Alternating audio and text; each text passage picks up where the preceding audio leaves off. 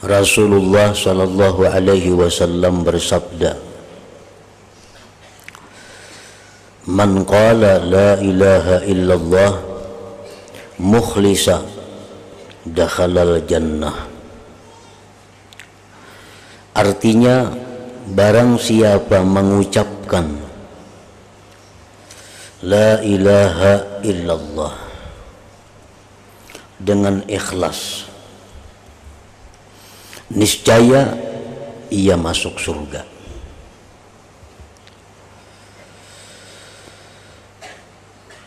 Barang siapa yang mengucapkan dari kaum muslimin dan muslimat, maksudnya la ilaha illallah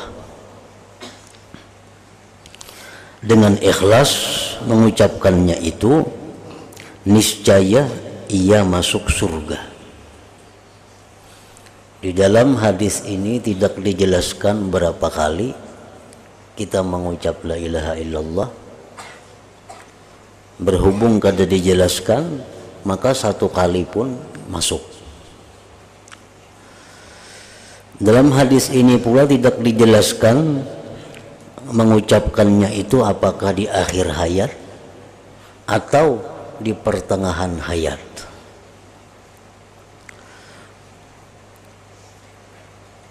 Nah, kalau di akhir hayat itu sudah pasti, man kana akhiru kalamihi la ilaha illallah dakhalal jannah. Sedangkan di sini kada disebutkan apakah itu akhir hayat ataukah dia masih sihat, masih sigar bugar. Asalkan dia mengucapkannya ikhlas, maka itu sudah bisa membawanya masuk ke dalam surga.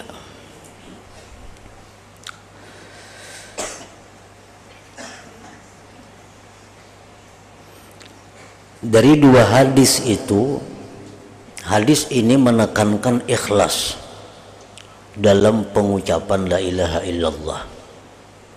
Sedangkan di hadis yang satunya itu menekankan akhir hayat. Jadi kalau orang itu akhir hayatnya mengucap la ilaha illallah dalam keadaan ikhlas, maka itu sudah pasti, sangat pasti bahwa dia masuk surga.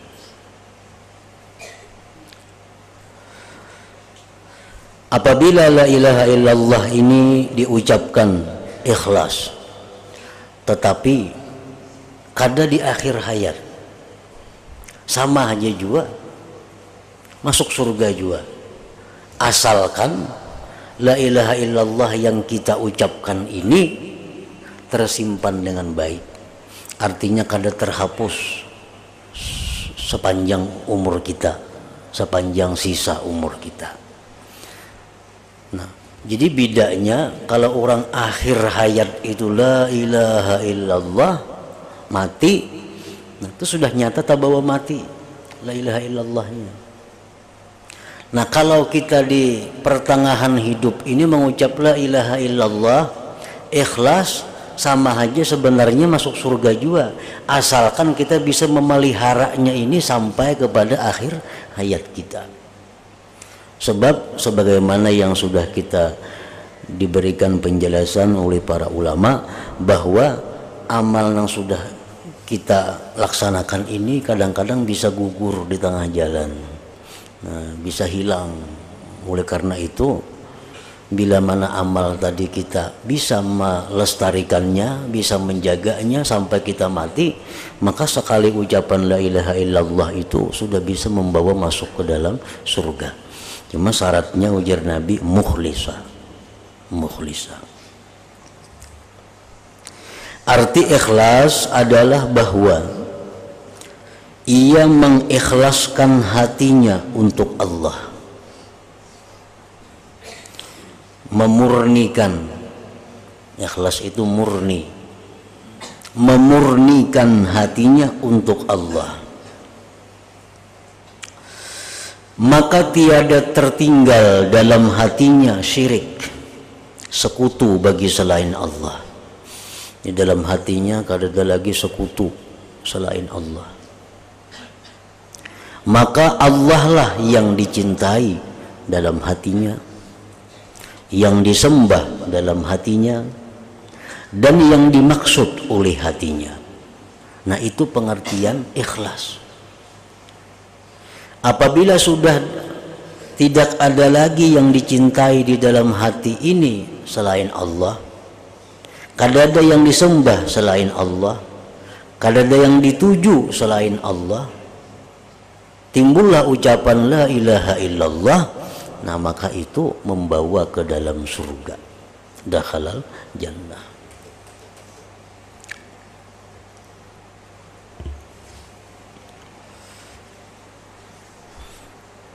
Orang-orang yang mencintai selain Allah, apakah orang ini salah? Apakah orang ini berdosa? Apakah orang ini menyekutukan Allah? Kita mencintai pasangan, laki mencintai bini, bini mencintai laki, orang tua mencintai anak, anak mencintai orang tua. Kita mencintai ada harta-harta benda. Nah, apakah itu syirik? Bisa dikatakan syirik, bisa dikatakan kada syirik. Karena mencintai selain Allah itu ada yang termasuk dosa. Mencintai selain Allah itu ada yang termasuk dosa. Bagaimana contohnya mencintai selain Allah itu termasuk dosa? Adalah orang yang mencintai selain Allah itu melebihi daripada mencintai Allah. Itu sudah dosa. Bila kita mencintai selain Allah melebihi dari cinta kita kepada Allah, itu adalah termasuk dosa.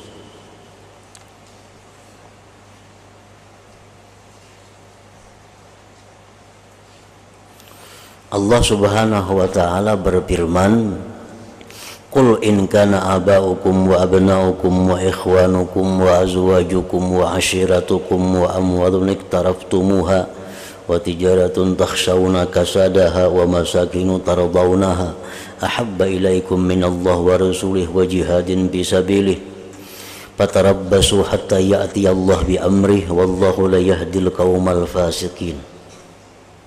Nah, ini dalilnya. Katakanlah wahai Rasul kepada umat, jika adalah orang tua kalian,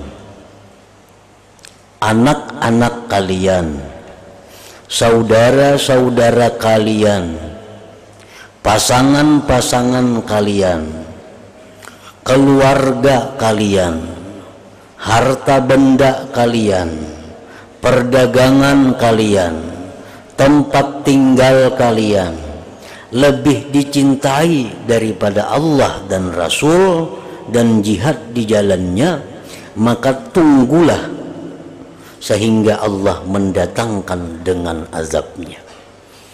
Nah, ini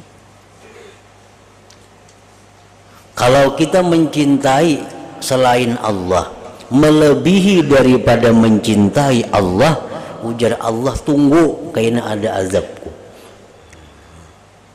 karena ada azabku.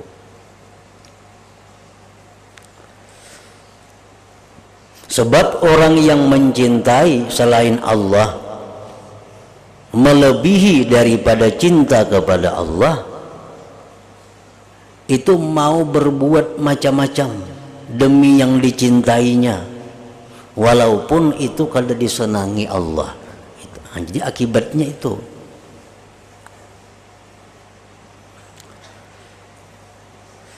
Nah, jadi mencintai selain Allah itu bisa dimasukkan golongan dosa kalau kita mencintai Allah melebihi daripada cinta kita kepada Allah.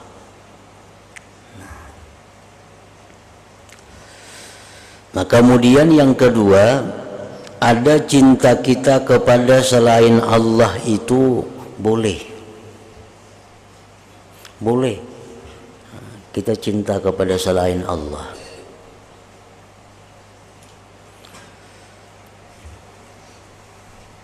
Allah berfirman dalam Al-Quran, ya ayyuhalladzina amanu la tulhikum amwalukum wala auladukum an dzikrillah. Nah, kita cinta kepada selain Allah, tapi cinta kita kepada selain Allah ini kadang melalaikan kita daripada Allah, kadang membuat kita meninggalkan kewajiban, kadang membuat kita melanggar hukum Allah. Nah, maka cinta kita kepada selain Allah itu boleh aja, boleh aja.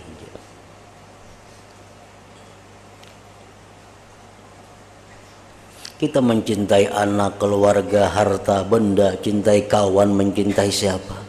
Tapi kita kadang pernah melanggar hukum Allah gara-gara mencintai itu. Kita kadang pernah meninggalkan kewajiban gara-gara mencintai itu. Nah, ini boleh aja. Boleh. Kita mencintai harta umpamanya. Tapi kita kadang pernah juga gara-gara cinta harta ini sawat kada tersembahyang. Sampai melanggar hukum Allah. Ada orang kesayangan di duit. Nah, kesayangan di duit. Takutan berpisah lawan duit nih, makanya musim perampok, makanya musim maling, lalu diandaknya duitnya di tempat yang dilarang Allah. Nah, ini ngarannya apa? Mencintai duit lebih daripada mencintai Allah. Mencintai duit berani melanggar hukum Allah. Nah, ini jadi dosa ini. Kita mencintai duit, kesayangan lawan duit nih, kalau pindah hilang, dirampok orang, dicuntan orang, diandak duitnya di tempat nang dilarang oleh Allah, di tempat nang dimurkai Allah, karena di situ dianggap aman. Nah, dianggap aman, kada bakal dirampok orang, kada bakal dicuri orang. Nah, ini orang ngarannya apa? Menyayangi duit biar bertentangan lawan Tuhan. Nah, ini tak salah nih tuh, tak salah. Tuhan tuh menyuruh aja sayang lawan duit, tapi jangan sampai gara-gara duit nih itu sampai melanggar hukum Allah. Jangan sampai gara-gara duit itu kada melaksanakan perintah Allah. Dan itu kada boleh.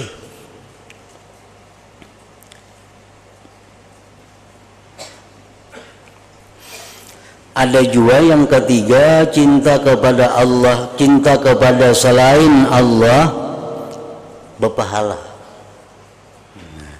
Cinta kepada selain Allah berpahala. Contohnya apa? Mencintai orang-orang yang disuruh Allah kita mencintainya. Nah, berpahala.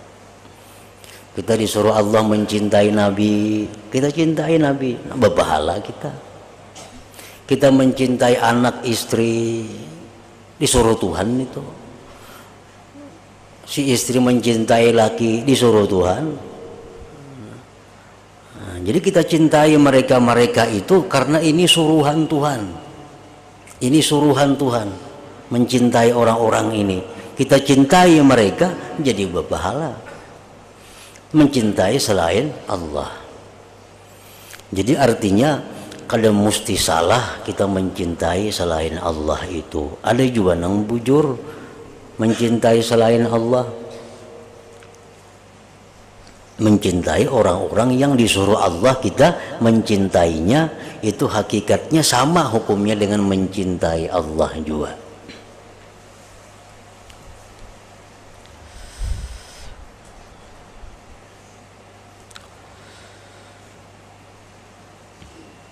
Nah, jadi pengertian orang yang ikhlas mengucapkan la ilaha illallah, di dalam hatinya itu kada ada cinta kecuali hanya kepada Allah. Kalaupun dia ada cinta kepada selain Allah, itu disuruh Allah juga. itu mukhlis ngarannya. Kalau orang mengucap la ilaha illallah tapi inya mau mencintai selain Allah walaupun dengan melanggar hukum Allah, nah itu kada mukhlis, kada ikhlas ngarannya. Nya mencintai dunia lebih daripada mencintai Allah. Kalau bertutur la ilaha illallah itu kada ikhlas. Nyatanya apa? Dia mencintai dunia lebih dari mencintai Allah. Berarti ucapan la ilaha illallah itu adalah kada bujur. Sedangkan la ilaha illallah itu artinya tidak ada Tuhan yang disembah, tidak ada Tuhan yang dimaksud, tidak ada sesuatu yang dicinta selain Allah Subhanahu wa ta'ala. Nah, jadi kada bujur itu. Kalau kita masih mencintai sesuatu walaupun itu haram, kalau kita mencintai sesuatu walaupun itu makruh, tetap kita mencintainya. Nah, ini sudah kada bujur la ilaha illallahnya.